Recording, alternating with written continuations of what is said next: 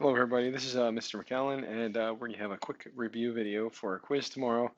We're going to draw the end behavior, find the Y-intercept, list possible rational roots, look into what the quotient term would be, and for that matter, what the remainder term would be, and evaluate the polynomial at -5 using synthetic division, and then we're going to factor it over the real numbers.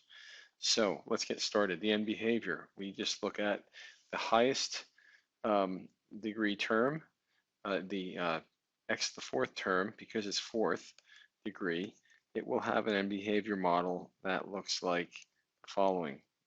Any even end behavior term will look like a parabola pointing up, and if there was a negative in front, it would look like a parabola pointing down.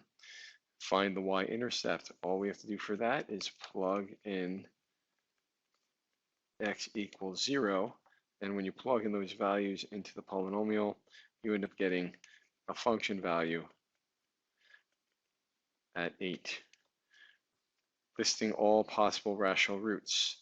The possible rational roots, you have to look at the p value, or the p term, which is 8, and the q term, which is equal to 1, and you put all the factors of 8 divided by all the factors of 1. In this case, it's pretty easy because there's a 1 on the bottom, and the 8 only has a limited number of factors. So we have plus or minus 1, plus or minus 2, plus or minus 4, plus or minus 8. Do not expect them to be this simple for tomorrow.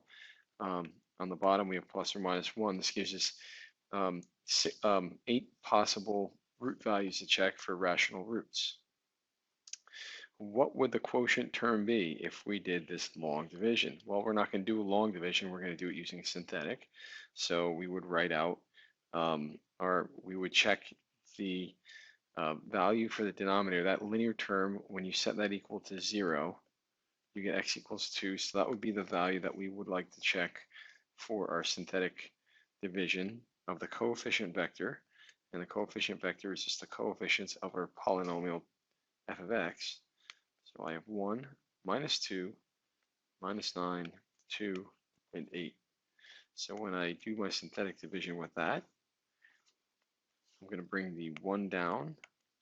Remember, I multiply. First bring the 1 down, then multiply. So I'm going to have 2 times 1 is 2. Then I add, and that's going to be 0. Then I multiply again, and I get 0.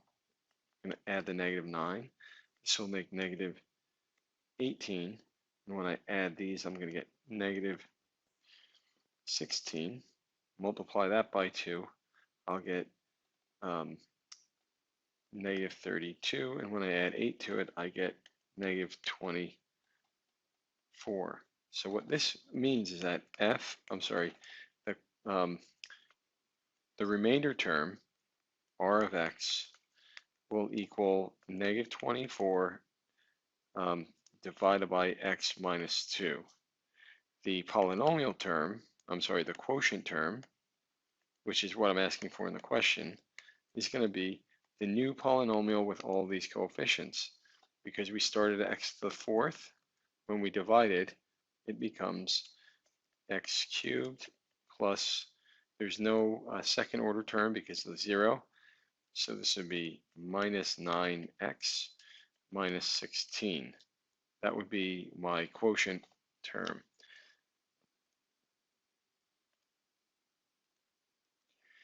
In the next problem, part E, it asks us to evaluate the function at -5. So I'm going to just erase what I had before. I'm going to put -5 here. And I'm going to redo synthetic division. But this time, I'm going to plug -5 in. So we're going to go through the same operation. We have, bring the 1 down, that would be -5. This would be -7. If I multiply, I'll get 35 from -5 times 5. I'm going to add these terms together. I'll get negative 26, or positive 26. Multiply that by -5, I'm going to get 130. Negative 130. This will make negative 128 when I add them. Then when I multiply that by 5, I'll get 640, which will be negative, or positive 640. So f at -5 would be 648. So that's what your answer would be for part E. You would say f at -5 is equal to 648.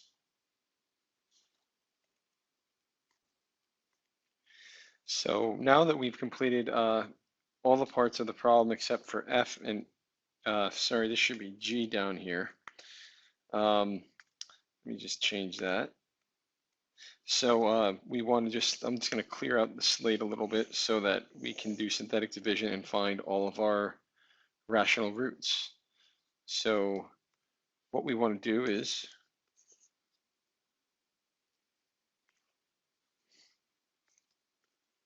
we'll synthetically divide by a list of numbers from our possible rational roots. We're going to divide by 1 and -1, 2 and -2, 4 and -4, 8 and -8. And once we break the polynomial down to a second order, we can just try regular factoring methods if we like. So I'll write out my coefficient. I'm going to try root value 1. And I'm going to put my coefficient matrix. I have 1, -2, coefficient vector, sorry, 1, -2, -9, 2, and 8.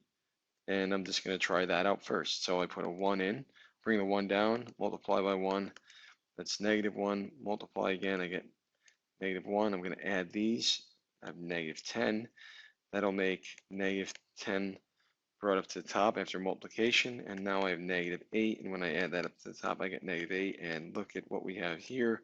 The first value is a root, so I'm going to say f of 1 equals 0, which signifies that x equals 1 is a root.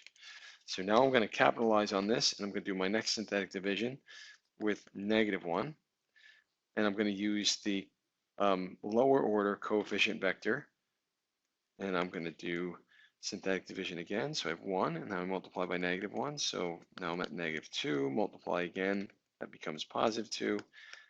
I add, I get -8. The -1 multiplication makes this 8, and look at this, I have another root. The stars are lining up for me. So now f of -1 equals 0, which means that x equals -1 is a root.